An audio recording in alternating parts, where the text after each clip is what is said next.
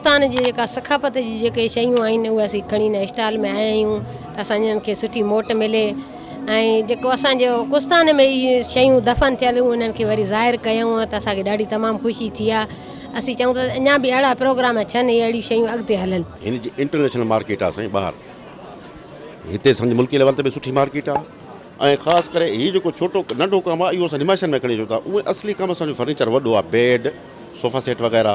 अॼुकल्ह जा जेके ई सिंथेटिक धागा आहिनि उन्हनि सां जेके शयूं ठहनि थियूं उहे माण्हू जे स्किन खे हार्मफुल आहिनि। हीअ नेचुरल शयूं जेके आहिनि से इंसानी स्किन लाइ हार्मफुल न आहिनि। सॼो मुंहिंजो हथ जो बर्थ आहे जंहिं ते मां माण्हू जी तस्वीर ठाहींदी आहियां पंहिंजे हथ जे बर्थ सां ऐं हिते तमामु घणी मूंखे सुठी पज़ीराई मिली आहे। ॾाढी ख़ुशी पई थिए त माण्हुनि खे हिकिड़ी नई शइ ॾिसण जे लाइ मिली आहे।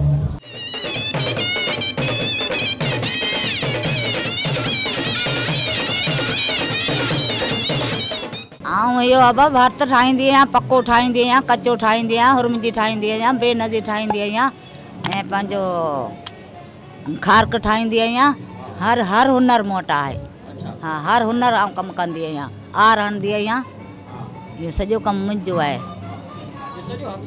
सभु हथ जो कमु आहे। ॻोठ जो जेको सामान मायूं ठाहींदियूं उन्हनि जो खणी आया आहियूं। जीअं मेला ई थियनि ऐं असां ई सामान खणी ईंदा आहियूं त असांखे फ़ाइदो आहे। ॻोठनि में केरु अहिड़ो माण्हू न ईंदो, न ई सामान ॾिसंदा, न ई केतिरो विकिरो थींदो आहे असांजे ॻोठनि में, छो त सभु को पंहिंजो पाण ठाहींदो आहे, विकिरो न थींदो।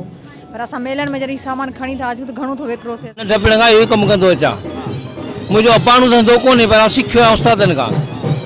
पर हिन धंधे जी मोट तमामु सुठी आहे, इज़त बि आहे, मोट बि सुठी आहे। असांजे वतन में असांजे लाइ इज़त काफ़ी आहे। हीउ जेको कमु करियूं था सभिनी खे वणे थो।